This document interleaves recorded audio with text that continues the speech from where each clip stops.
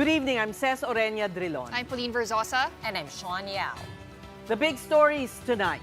The National Bureau of Investigation recommends the filing of malversation charges against a former Speaker and Senate President and a former Senator. Martin Romualdez, Francis Escudero, and Nancy Binay are accused of taking cuts from flood control funds. Meantime, a former security aide has also recounted how he would haul what he called basura, a code name for cold cash, to the posh homes of Congressman Romualdez and his ally Zaldy Co. And while the issue of flood control is raging, many people on the path of severe tropical storm Opong are hoping to be spared from inundation as the weather disturbance nears land. Deliveries of cash were personally made to me by me. Tagabuhat lang ako ng malita ng basura. Ang ibig sabihin ay malita na may lamang pera. Indirect bribery, malversation, wala tayong sisinuhin dito. The National Bureau of Investigation has recommended the filing of malversation charges against Senator Chis Escudero, former Senator, now Makati City Mayor Nancy Binay, and Leyte Representative Martin Romualdez. That's over alleged kickbacks in public works projects. Escudero and Binay were implicated in today's Senate Blue Ribbon Committee hearing by former Public Works Undersecretary Roberto Bernardo. Romualdez was tagged in the alleged kickbacks by Orly Gutesa, a former security aide of Congressman Zaldy Co. It was Justice Secretary Boying Remulla who confirmed the NBI's recommendations. Indirect bribery, malversation, at may ibang kaso pa sa 3019. Name, sir. Ayun nga, hindi ko nga hawak yung papel eh. So, sorry. Pero sir, Escudero, Binay, Hindi na, I think nabasa na naman lahat eh. Nabasa na lahat. Tsaka, we gave the paper already. So, sa kanila na manggagaling. So, Hindi mo manggagaling sa amin. Usapan po namin sa kanila manggagaling. at may freeze order na rin sir sa mga bank account. Na-inform na ho namin na AMLA. Kaya nga, naglagay pa kami ng affidavit eh. Tsaka sworn affidavit na yan, na ang tawag dyan, case build-up stage namin. Pero the moment na mag-file ng complaint kasi, that triggers already the AMLA to start filing cases. Sir, kasama Senator Chis kasi bago dun sa nirecommend. Kasama na siya. Kasama na rin. Kasama na rin. Kahapon kasama. Si Speaker kasama na rin. Recommendation pa lang. Recommendation pa lang. Pero siyempre lahat na nabanggit doon, sensitive na matter to eh. Siyempre, wala tayong sisinuhin dito, lahat na nakasama. Isasama natin.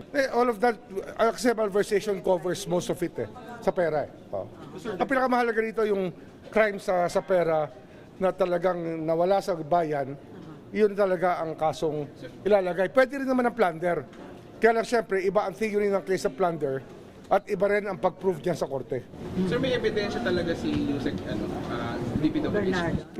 Ayan nga, i-evaluate pa namin. Kasi, siyempre, sabay-sabay yan, dumarating ang mga testigo.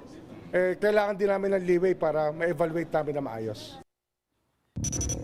Remulla also confirmed that Escudero and Binay have been included in the request for the issuance of freeze orders on their assets. An immigration lookout bulletin order has also been requested against the two.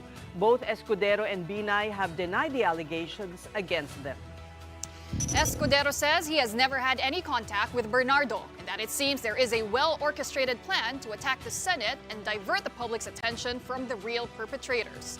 Nancy Binay, meanwhile, says she was surprised that she is being linked to the DPWH anomalies, noting that her performance in public service has always been above board.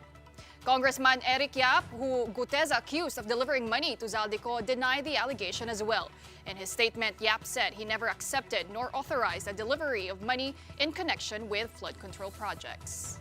Meantime, Executive Secretary Lucas Bersamin has likewise denied the allegation made by Bernardo that a former DepEd official demanded commission from infra projects, supposedly for the office of the Executive Secretary. Bersamin said his office has had no involvement in budgetary allocations for the DPWH, nor dealings with Bernardo and the DepEd executive. Former House Speaker Martin Romualdez also has issued a statement. He dismissed accusations that suitcases filled with cash were delivered to his residence on McKinley Street in Forbes Park. Romualdez branded this claim as complete fabrication. He likewise called Orly Gutez's testimony clearly political and the product of coaching. The witness was presented by Senator Rodante Marcoleta, a known Duterte ally. Now again, former DPWH Undersecretary Roberto Bernardo faced senators for the first time today, and his testimony was one of the triggers of possible charges against high-ranking officials. Mobile journalist Merimon Reyes has that story. It was a bombshell of a first appearance at the Senate for former Public Works Undersecretary Roberto Bernardo. He began his testimony at the Blue Ribbon Committee with an admission of guilt. Ako po ay umaamin sa aking maling nagawa at pinahintulutan ko po ang aking sarili na maging kasangkapan sa pagpapatupad ng isang masamang gawain. Handa po akong gawin ang lahat ng nararapat upang maiwasto ang aking kamalian. And then the revelations, starting off with embattled and still missing in action, Ako Bicol Party List Representative Zaldy Co. According to Bernardo, Co asked for a 25% cut in every flood control contract. The USEC got to pocket 2% from the pie, which he shared with former Bulacan District Engineer Henry Alcantara. Congressman Zaldy Co one time called me to say that he met Engineer Alcantara and wanted to confirm, maayos bang kausap si Engineer Alcantara? To which I replied, maayos po. Engineer Alcantara would tell me every time that he made deliveries of cash to Congressman Zaldy Co in compliance with his commitment to Congressman Zaldy Co. Next, former Senate President Cheese Escudero. The main man in the deals, Bernardo claimed, is Escudero's close friend and major campaign contributor, Maynard Ngu. Bernardo said the agreement was 20% kickback in exchange of 800 million pesos worth of projects in the General Appropriations Act. He supposedly turned over to Ngu at least 160 million pesos for the proponent, Senator Cheese. I would like to add that deliveries of cash were personally made to me, by me, to Maynard Ngu at his office in Manila. Bernardo also claimed that in 2023, he was prompted by Ngu to meet Escudero in a wine bar in Taguig. He told me, alam ko naman ang galawan nyo dyan sa DPWH. Sabihin mo kay Sec magbaba sa akin. Also, the delivery of the 160 million for Senator Cheese referred to in paragraph 17 of my affidavit happened sometime in the first quarter of 2025. Next, he dropped the name of Education Undersecretary Trigiv Olayvar, who used to work for former Senator Bong Revilla.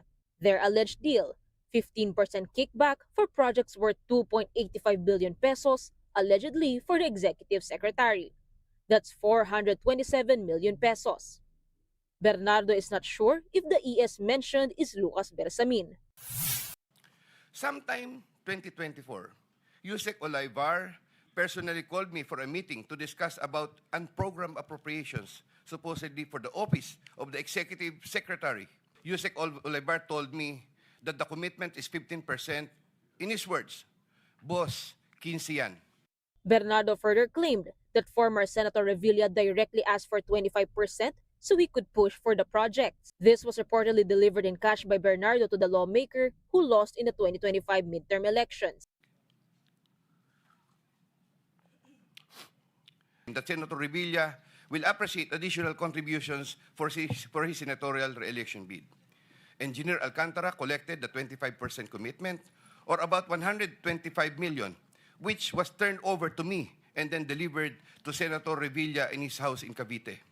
Bernardo's next bombshell, former Senator and now Makati City Mayor Nancy Binay. Binay staff Carlene Villa allegedly asked for 15% cut. Bernardo came up with 37 million pesos delivered to Binay's house in Quezon City. Ako po yung naging instrumento. This was just Bernardo's testimony in the morning. He was brought to the Justice Department for his affidavit. When he returned to the Senate in the afternoon, the former DPWH official talked about biddings for projects which he said were just for show. Proponents get the last say where the funds will go. Parang nirerespeto po ng mga district engineer at saka ng mga regional director kung sino po yung pinaka-proponent, kung sino yung nagbagsak ng pondo, district na po at region, ang sinasabihan na po dito. Kaya po, normally, kumbaga sa kwan po, pag sinabi pong kanila, napapatulong sa mga district, sa mga region, so pag po napatulong na ganun, of course, natutulungan po kasi nga, alam naman na merong mga, sometimes there are costs, project costs, beyond dun po sa ano nila, yung mga tinatawag po ninyo na mga gastos na kailangan pong matulungan at mapunta sa kanya at maibalik sa kanya. So, doon po, may nominated po na contractors. The usual ano po dito ay tumutulong po yung mga distrito at hindi napunta doon sa mga gusto nila, nagagalit po. Meron din pong areas na meron pong naglakad. Pag hindi po napunta sa kanila, talagang iipiting ka nun. Later on, ikaw pa po ang gagawa ng issues or kakasuhan ka pa. He also raised many Another revelation made before the Senate Blue Ribbon Committee was how billions of kickbacks found its way to Congressman Zaldy Co and former House Speaker Martin Romualdez. Co's former security aide Orly Gutesa claims he was assigned to carry and deliver luggage containing money approximately amounting to 48 million pesos each.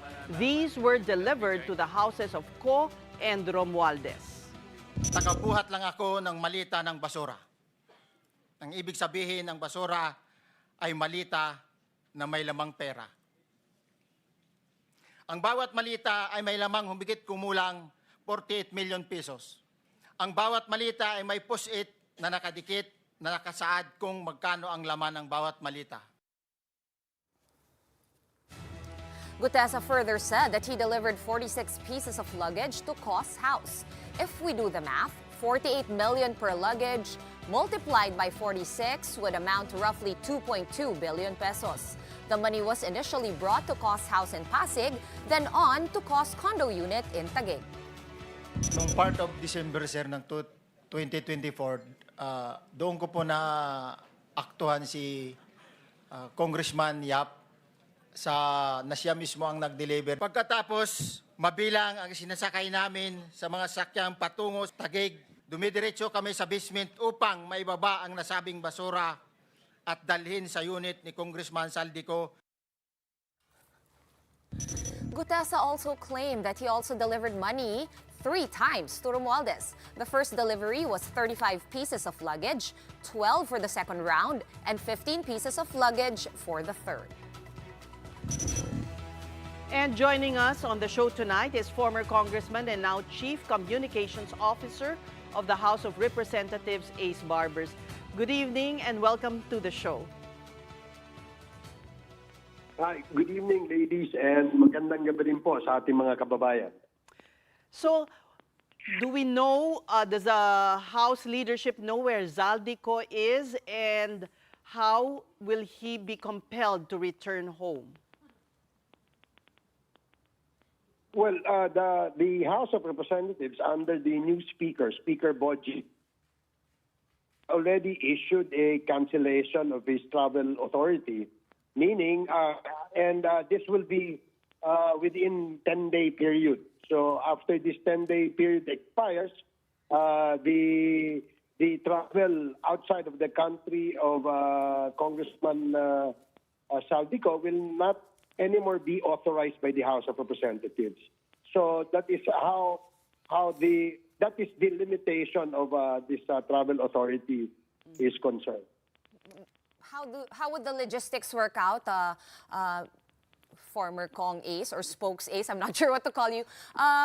Pareho ba dun sa nagyari kay Kong Arnie Teves na parang nagsimula sa ethics complaints, expulsion, and then pinabalik siya? Or is there another method that you're looking at?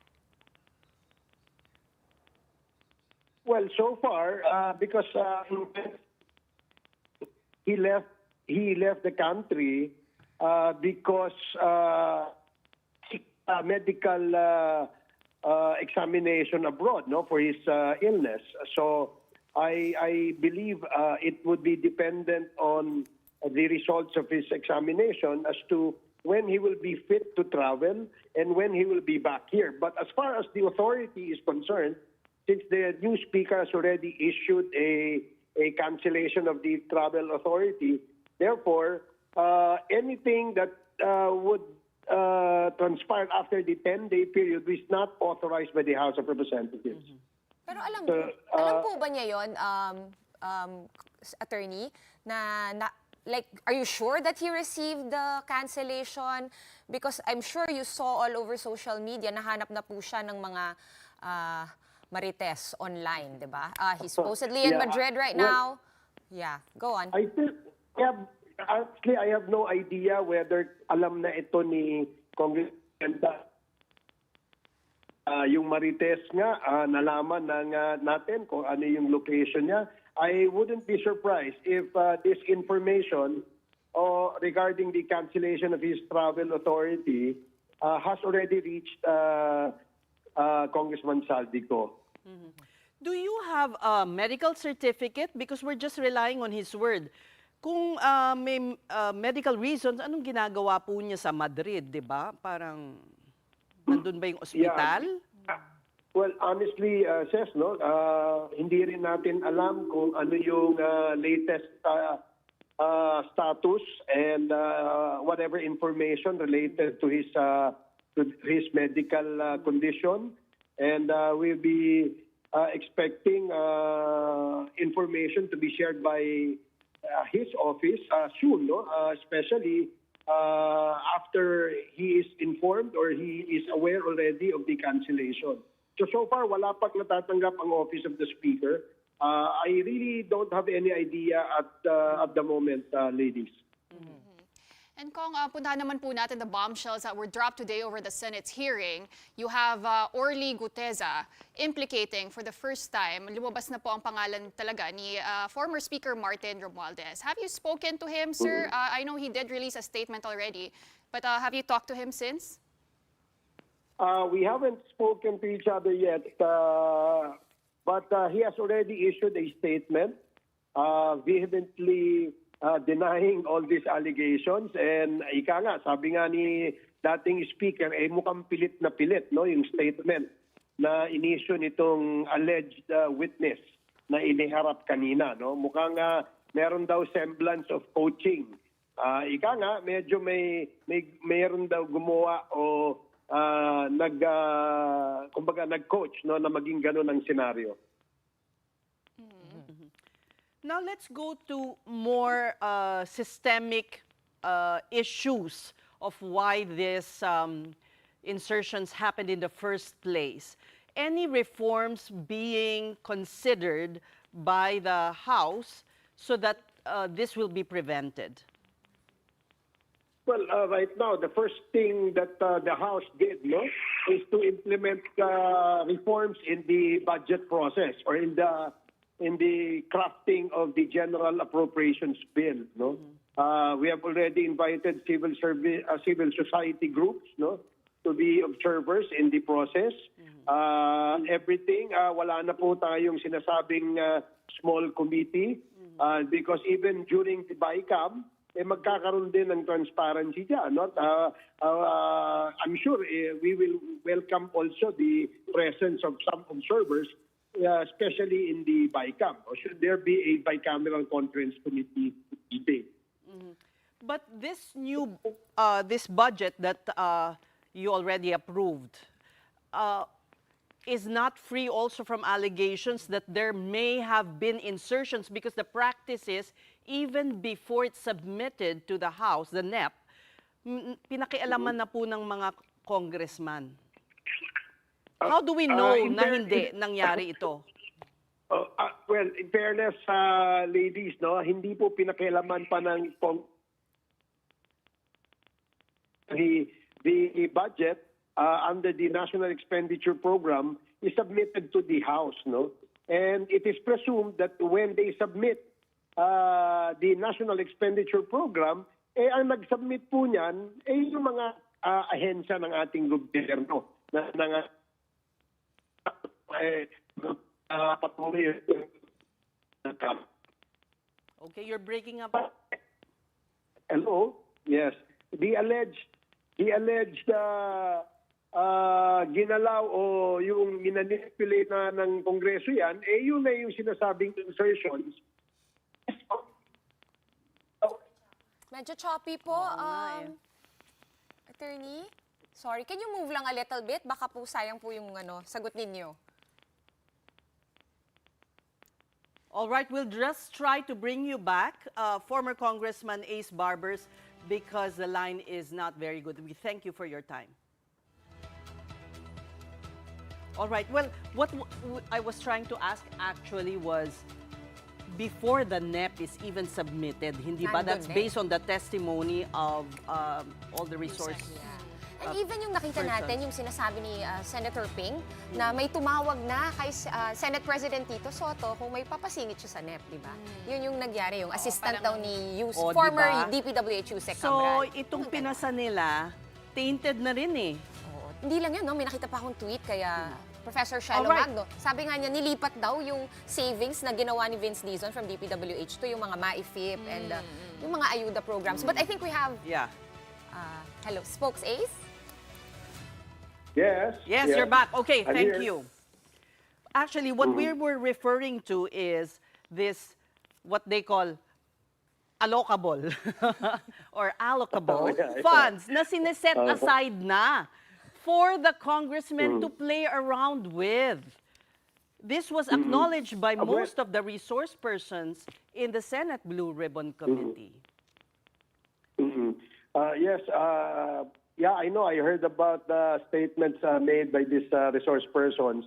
And let me assure you, ladies, that hindi po lahat ng congressman ay alam po yan, no? We have our district engineers in our respective congressional districts will submit, no, those projects that is required or that is requested by our municipal mayors, our barangay captains, and we submit this, and the district engineer submits this to the Regional Development Council for validation. And kung merong endorsement ito from RDC, it will now go to the agency. If it is a DPWH infra project, the DPWH will now include this in their list to be submitted and to be written in the National Expenditure Program. So ganun po yung proseso. Kung meron man pong may nagsisingit dyan, o meron mang siguro ilan-ilan lamang, no? But I'm not really very sure about that, ladies. So I'm sorry, I cannot verify and validate that. Well, kung another source of itong nangyayaring mga kickback nga daw is from the unprogrammed appropriations. Earlier, there was that officer or that representative from the DBM saying may mga nasasubmit nga sa kanilang mga dokumento from DPWH, pero parang it still lacks stringent measures kasi nare-release pa rin itong mga funds from unprogrammed appropriations. What reforms can be put in place para mas mabantayan po itong unprogrammed appropriations? Well, under the General Appropriations Act, yung unprogrammed funds can only be released if there are if the target revenues are met. No, meaning if there are other sources of revenue aside from what is projected in the budget. Halimbawa po, no, if the estimated collection of taxes for the year, let's say, for example, is 1 billion, and we are able to meet the target half year, meaning we are already 80%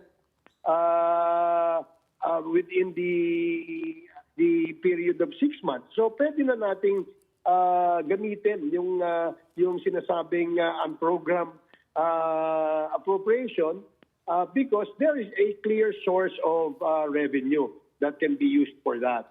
So yun yung and this should be strictly implemented. Meron kasing it seems that meron kasing nakialam dun sa unprogrammed appropriation eh. So dapat talaga striktuhan ito at meron tayong monitoring dito. Okay, with regard to insertions, no, Attorney, kagabi kausap namin si Senator Erwin Tulfo, sabi niya ang isang, kumbaga, pagbabago na tinatry nilang tignan or for sure gusto niyang i-propose after nitong Senate Blue Ribbon Committee, gagawin na lang daw lahat ng insertions sa second reading para daw talagang transparent, nandun siya sa floor at lahat ng tao pwede makinig. Pabor ba ang lower house sa ganyang klaseng proposal? Well, if that proposal reached the members of the lower house, I believe ako personally, I will agree to that, no, and support that. But this has to be shared among the members of the lower house so that they can get a clear picture of what this reform will be. Oh yes, it is early days yet naman daw, to be fair. Pero just to circle back to Zaldy Co, attorney, ano po yung plano ninyo? Like, I know we talked about it earlier, pero sa ngayon kasi it's up in the air. Have you set a deadline na parang if we don't hear from him by this date, then maybe there's something that you guys will do that's a little bit more, kumbaga, you know, Well, some members of the lower house are actually mulling a case, no, an ethics case against Congressman Zaldy Co. But this is yet to be discussed by the leadership, and I'm sure, no, that we will confer and ask the members, the party leaders, what their thoughts on this ethics complaint that they are mulling about. So we'll see. That's been anything filed. will come. I'm sorry to interrupt, but hasn't that been filed by Congressman Toby Tiangco? I have no idea actually if this has already been filed. No, as we speak, I have no information whether this has been filed by Congressman Toby Tiangco. So, but I'm sure if ever it is filed, I'm sure it will come out in the media. And so far, honestly, I haven't seen a complaint nor heard that a complaint was already filed. Actually, he was on our show a few nights ago, and he confirmed that he did file. And I believe the next morning, he even filed a supplementary to that ethics complaint. Oh, well, maybe, maybe, because the members will be given a copy of this complaint, and the plenary will schedule the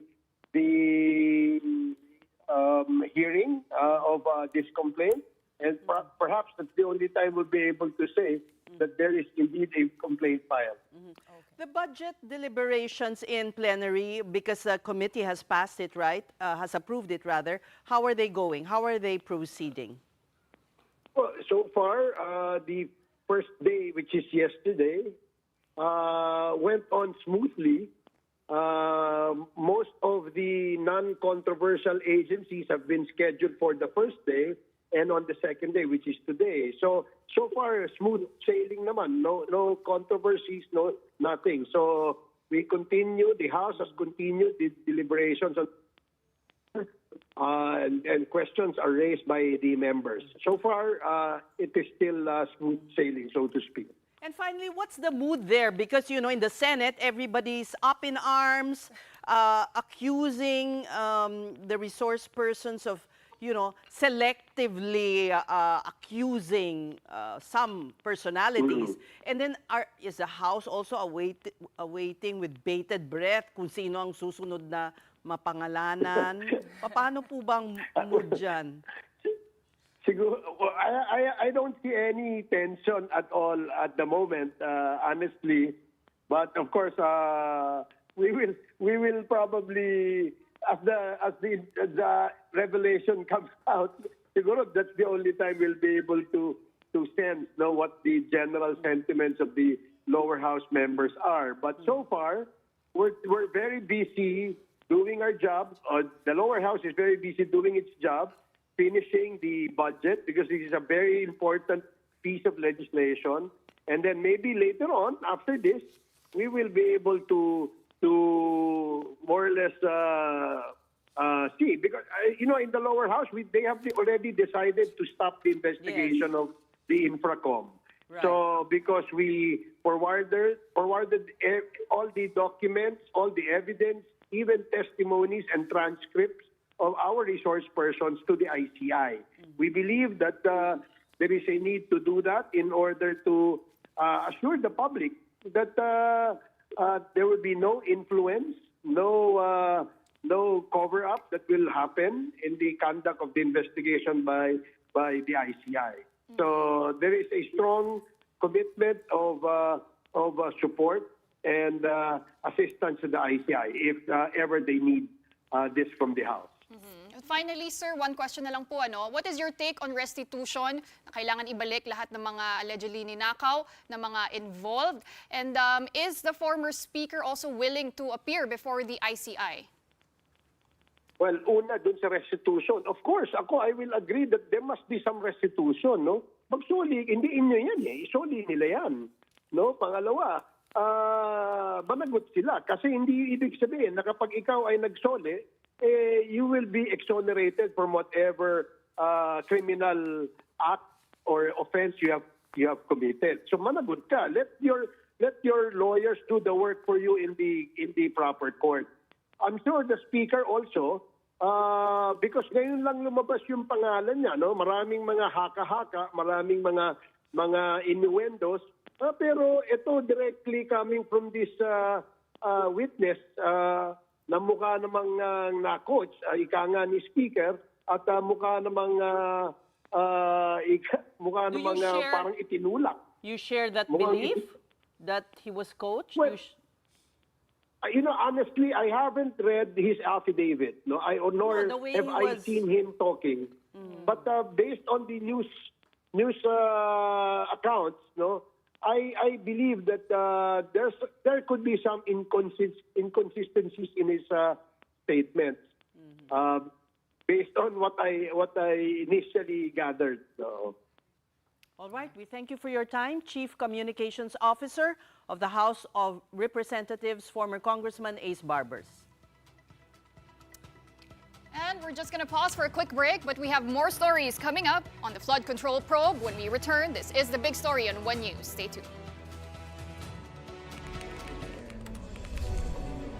Gawad Kalinga founder Tony Meloto's life work and legacy now in peril. He's accused of sex trafficking by two of his former male students. Saint? Sinner? Or a mere man who, like everyone else, has battles to fight? Listen to the stories of his accusers and defenders in and outside the place where the sexual abuse supposedly happened. This is Enchanted, not a fairy tale.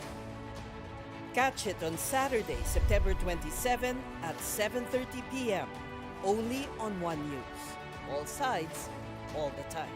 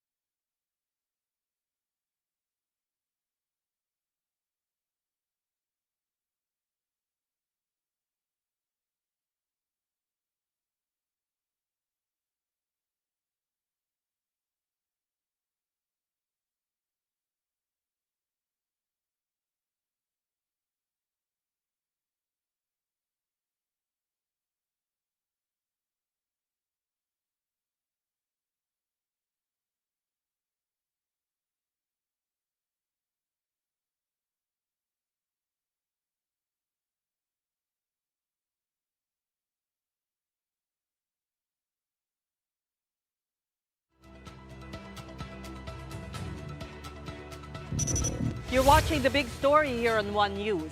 Severe tropical storm Opong maintains its strength as it makes its way to land. Per Pag-asa's most recent update, Opong is only less than 200 kilometers east of Giwan, eastern Samar. That's why wind signals are now up in almost the entire country. Signal number 3 is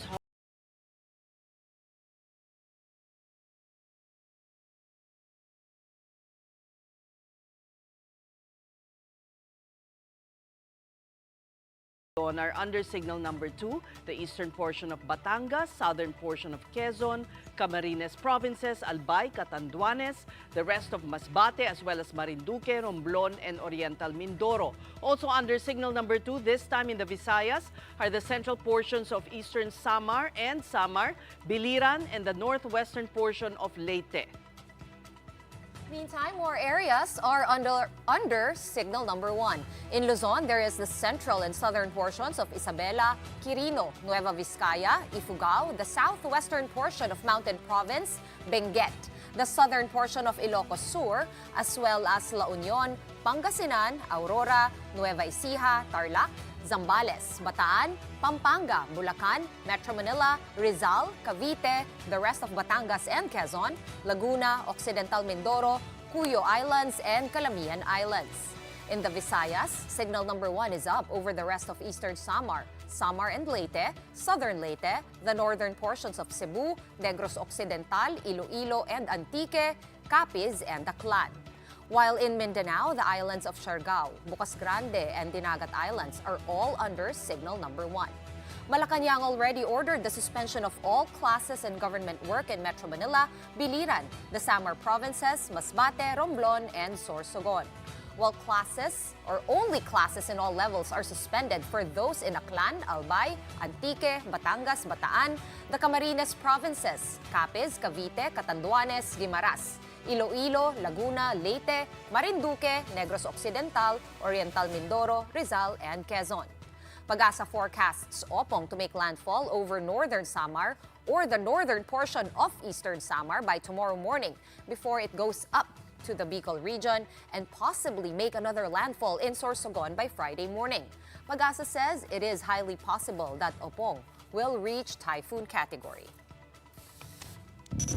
Now, in other news, the Justice Department says it has stepped up efforts to find the whereabouts of Ako Bicol Party List Representative Zaldy Co. Secretary Boying Remulla says an interagency effort is underway to track Co, who remains elusive. Alleged sightings of Co have, however, gone viral online. This one supposedly shows him in an airport abroad. A photo of a boarding pass with Co's name have also made the rounds online, showing that he may have already flown to Spain. Remulla says they are validating all information pertaining to Co. An immigration lookout bulletin order on the lawmaker is also now in effect. Well, there's a boarding pass. Boarding pass ba yun? Or there were flight details sent to us, but we have to validate. Remulla also clarified that former DPWH officials Bryce Hernandez, JP Mendoza, Henry Alcantara, Roberto Bernardo, as well as contractors Curly and Sara Discaya are now under provisional coverage of the Witness Protection Program.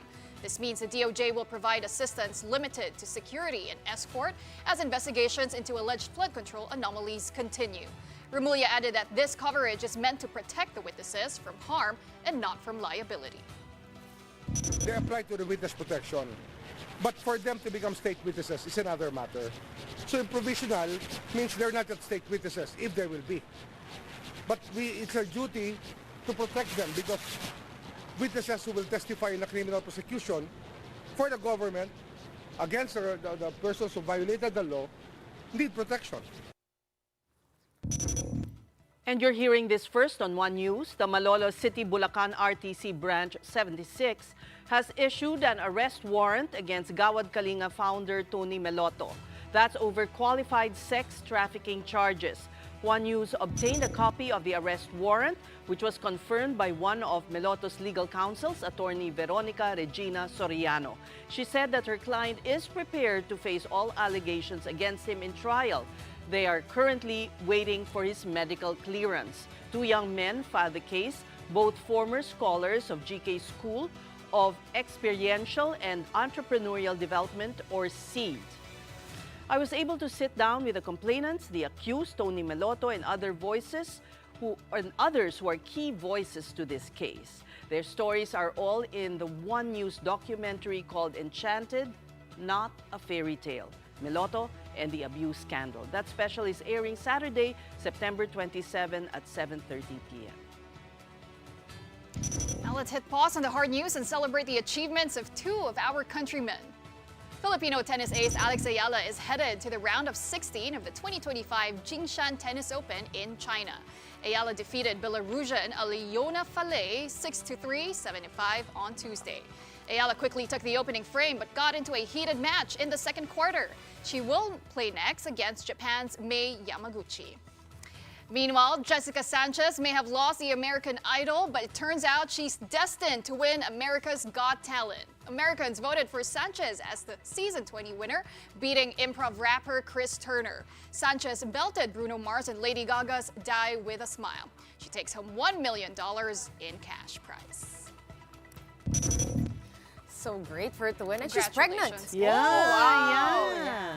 So amazing. Congratulations. In the meantime, we are going to be pausing for another quick break, but right after that, we will be speaking to a woman of power whose crusade for the environment has won her prestigious awards. Sustainability is up next. Keep it here on One News.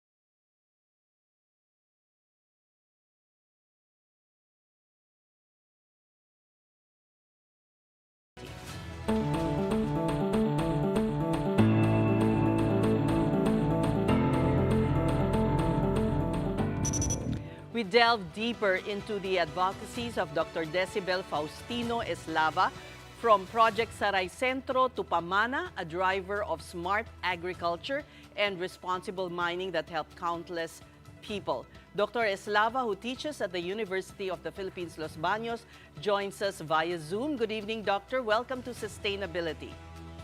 Good evening, Tess, Pauline, and Sean. It's nice to be here. Thank you. You are a PhD holder and you have a double major in, hold on, Earth Systems and Geology, Master of Science in Geology. But you've decided to focus your efforts on disaster risk reduction when you came back from Japan. Tell us about it. You experienced flooding, don't we all? Yes. It's becoming more frequent now. So Yes. after doing my PhD, it wasn't Japan. After Japan, I went to Hong Kong for my PhD. And the first assignments I got, one of the first, were to visit disaster-stricken areas, particularly after Ondoy and Pepeng in 2009. Prior to that, my work really focused on geochemistry and magnetism of rocks. So it's really very far from what I'm doing now. But I was flying in from a trip to China. And then I looked out the window and I saw all the streets in Manila as the plane was coming down. All the streets were brown, and I was thinking, what's wrong? What's happening? I was in China for about a week, and that was the week of Ondoy. And I realized a lot of things are changing from when I was really in Manila. And I went around. Ondoy was shocking. I used to live in Pasig. We were originally from Pasig, and my cousin's house were flooded to the roof. And then after that, tuloy-tuloy na. Every year, something was really happening. And fortunately, UPLB recruited me, and I went into the School of Environmental Science and Management. And that's when I started to learn that the science that we're doing can only really make a difference if we start going down to the community level. So from the so-called ivory tower of geochemistry and magnetism, I had to, get real and think about how to help communities more. And well, we are bracing for a super typhoon, Opong. And tell us what strides you have made and how important it is for communities to really get to the grassroots, and how communities can be better, how can they cope better with disasters like these? Right. So there are many approaches. You know that there are two ways that we can look at the problem. The most important is adaptation. We know we're already feeling what climate change is doing. More rains, more waters, more floods, and during the dry season, not enough water, not enough water to go around. So we have two options to adopt. That's the first one. It's urgent. So we need to figure out what we need to do, and that goes down to what does an individual have to know, what actions an individual has to take, and then bring it up to the family level, to the community or barangay level, and then also a top-down approach. Things don't really move unless there's policy and money to support the actions. So in terms of adaptation, the government already put together a document, the National Adaptation Plan, and it outlines what we need to do for sectors, I think 8 sectors of society. That includes agriculture and fisheries, housing. So there's 8 of those. And then there's another document, the mitigation, the nationally determined contributions to mitigating greenhouse gases. And it banks on really how do we contribute to the global goal of cutting down on emissions. Now, for me, the more important part is the adaptation, because it is, like I said, more urgent. We're feeling it now. Apektado na tayo. It's really killing us now. So what do we do? There's a stream of work under the UNFCCC and the Paris Convention of 2020 that says we need to invest in education, public awareness, training, public participation, public access to information, and international cooperation, so that everyone, individuals, can take action to empower everyone. So this is what we call the Action for Climate Empowerment. This is a voluntary stream under the UNFCCC that facilitates high-impact action against climate change. And it shifts the focus of climate strategies on every member of society, on you and me. What do we need to do to combat whatever it is that's happening to us now? So in terms of what's happening to us now, the typhoon coming in, Opong, is a lot like Ondoy. It's slow, it's not very strong, but it has a lot of water. So what do? We cannot take the regular action. Just, people complaining earlier, bakit walang pasok ang araw-araw naman? So there's a lot of things that we need to do in terms of educating our communities. What do those pag-asa warnings mean? They're not typhoon signal 1 kasi nandyan na siya. It's a warning na you have so many hours to prepare. Ang tagal na nating binabagyo, and yet our communities, maybe even some of us, don't still know what the warnings mean. So there's a lot of work to do in terms of educating, making people aware so that they can really participate and take action at the individual level. Go ahead. I was gonna say, last night we had the UNWFP Yes. country head here, Mr. Regis Chapman, and he was discussing about how BBM just signed, this landmark legislation about Anticipated action, yes, for short. AA, for short. For you, is that sort of thing, like institutionalizing basically things that we have learned, like, kumbaga, sige, di ba, maglilikas na ako, hindi na ako maghahantay, napilitin ako nung mga rescuers. Have you felt like on the ground these things are actually improving na, yung people taking affirmative action and anticipative action?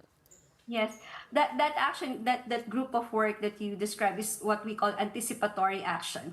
So it covers yung immediate action before or when something is about to come, but it also covers yung long-term preparatory work. For example, how do we prepare our yung mga health centers for coping with stressors such as extreme heat events or extreme rainfall events. So it doesn't only cover yung immediate na actions, but yes, yung actions that that people are doing now, it's getting better.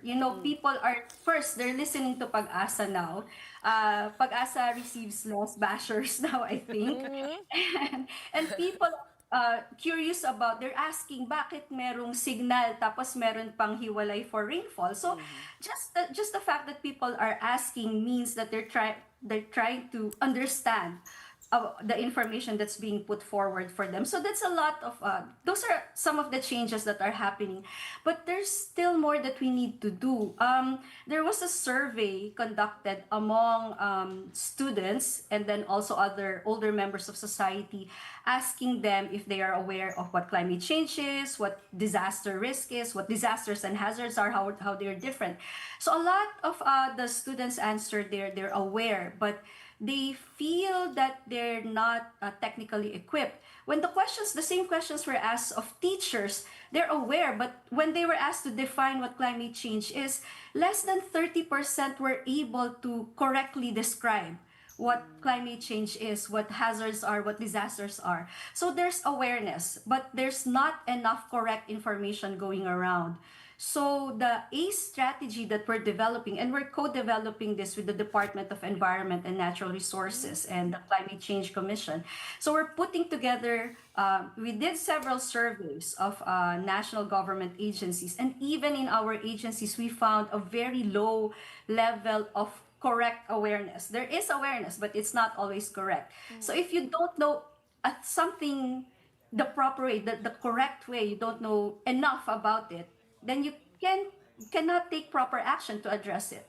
So the strategy now that we're proposing is for the first step for the government itself to work on capacitating its members, its the bodies, and then from there create strategies that could support the actions being proposed by the government. Like I mentioned earlier, we have those two documents, the National Adaptation Plan, and most of our government agencies have something to play in that NAP.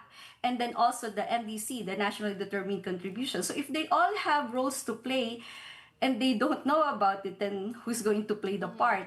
We actually did a survey, and we started this work last year, and we asked them, are there ACE strategies? Because the ACE work officially should have started, or by 2012, the Philippines should already have submitted documents to the UNFCCC about what we've been doing, and we haven't really done anything. We only started last year. And when we were asking partners in national government agencies, are there ACE initiatives in your offices? And what's ACE? That's a question that we got. So we started. So we suggested we start with our government agencies first, and then from there, once we have the policies, then hopefully we will receive funding for those so that the policies could be implemented. You're right, Dr. Noy. Education is very, very important. And speaking of education, well, you also pioneered the PhD in environmental diplomacy and negotiations. It's the first of its kind globally. I'm curious, Doctor, what would you say is the most effective strategy in training and teaching the next generation? All right, so the PhD in environmental diplomacy and negotiations is very unique. You know that we have a lot of environmental conflicts in resource use and utilization and access. So we want to come up or train cadres of environmental leaders who are not only very emotional about the issues, but that they are technically adept. They know what they're talking about, and they know the strategies for negotiating, and also to be diplomatic about it. So that's what we're doing. We're training PhD people. So these are already professionals. The first cohort, we already have 3 batches now, but the first cohort, we're very proud of them. One is from the military, one is from Congress, actually, a lawyer in Congress. Another is with a global aid agency, one is from an environmental institution, and another is from the industry, from pharmaceuticals. So yes, because the interest of the pharmaceuticals is in piracy, biopiracy. Can you imagine that we are actually competing with the world in terms of resources, not just with our neighbor China. There are other countries that are interested in what we have. We found out that some of our students who are studying, for example, carbon stock, so this is related just to climate change studies. But the samples that she brought it to another country. The professors there asked if they could keep the samples, and the mistake of us, the student was she didn't ask us, but normally we don't allow it because there is a chance that those materials would contain microbes that could be used for medicinal research. Yes, and so we need to teach people, take care of our resources, don't just give them away. Right. And there have been several problems about that. You could see publications na, naka-develop sila ng something, and then you look at the materials, uy, galing sa amin yan. Tapos wala pong katrabahong Filipino. So we need to teach them. And our approach now is to teach at the PhD level, because these are the people who can make a difference, really, in coming up with policies and frameworks and strategies that could really matter. Dr. Day, we can really feel your passion, even if you're not with us in the studio, about the work that you're doing. I want to ask you one final question and a short answer, please, because we're running out of time. But paano naman yung human disaster, yung disaster caused by humans, like flood control, corruption? Here you are doing your work, and it's just being destroyed by corrupt politicians. And does it not dissuade you from the work that you're doing? It makes me angry, and and I want to do something about it. You know, they take a lot of my money every month, no? Panggata sana yun ng anak ko, pero it goes to their pockets. But when you're angry about something, you feel more passionate about it, and it fuels me. So I want to leave a better world for my child, and I just keep doing this. So the science would always teach us, diba, what sound decisions should be, but the value system of a community would prevail. It's always what would prevail. So it's complicated. So me as a scientist, as a physical scientist, I need to work more with communities and with social scientists to find out solutions that, you know, physical sciences may not be able to give. And that's the complicated part, the human side to all of this. So OGK na lang, only God knows where things are going. But I hope it would go somewhere, you know, beautiful and sustainable, because this isn't really for us, it's for our children. We thank you so much for your time. You are an inspiration, Dr. Decibel Faustino Eslava. Maraming salamat po. Right, and before we go, here's our big picture tonight. It's French President Emmanuel Macron stuck in New York City's sidewalk amid heavy traffic. An NYC police officer stopped the world leader from crossing the street because of U.S. President Donald Trump's motorcade.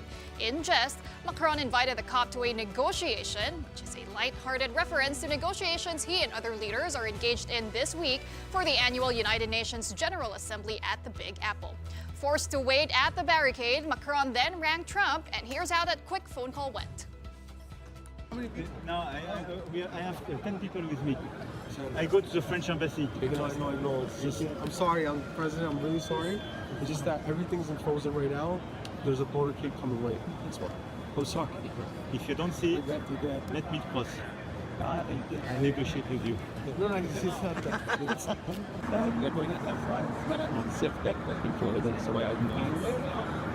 How are you? Guess what?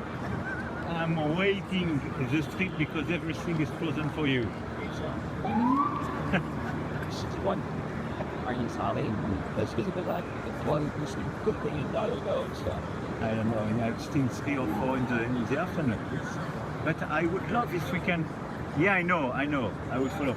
But you know, after I would love if we can have a short discussion with Qatar and you on the situation in Gaza because we were. Wow. Dapat gawin din natin yan sa mga leaders natin. Palakarin din natin. Ayan. Minor na punishment naman yan. Minor ba? Ano pa bang pwede? Di ba ang DOTR ngayon, yung mga officials dapat mag-commute na once a week? Yes.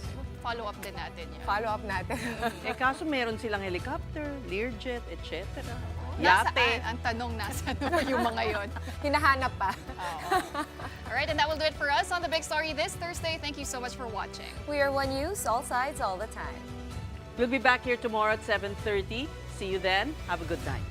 Coming up next, we have play-by-play with Andre Felix and Cheska Kalaw. Guys, what's up? Isa lang masasabi ko dun sa gusto nyo mag-commute yung officials natin. Hindi kami. Asa. Hindi. No, meron ng order. Meron talagang order si OIC ng DOTR. Sa DOTR lang. DOTR lang. Pero gusto ko yung mas mataas pa dun. Kasi I'm sure marami naman sa DOTR na nagko-commute. Para kuyugin sila ng mga tao. Tsaka dapat habang umuulan. Kasabay sa MRT, no? Oo, diba? It's only fair. Tama. Oh, by the way, before we take over, ganda ng color nyo today. Red, white, and blue. Wala lang. Yeah. Napansin ko. Ayan, ang ganda. Actually, medyo naninilaw-dilaw nga to eh. Thank you once again. Great show as always. The Big Story to Sez, to Sean, and to Pauline. On our show, we got another dominant Alex Ayala victory in the Jingshan Open in China. Plus, we also have live updates from the quarterfinals of the FIVB Men's Volleyball World Championship. And another NBA star with a stunning transformation this offseason. Zion Williamson shows off a much slimmer, more toned physique. Less burgers and pizza si Zion eh. Boy. I'm Andre Felix. And I'm Cheska Kalaw. And here's tonight's play-by-play.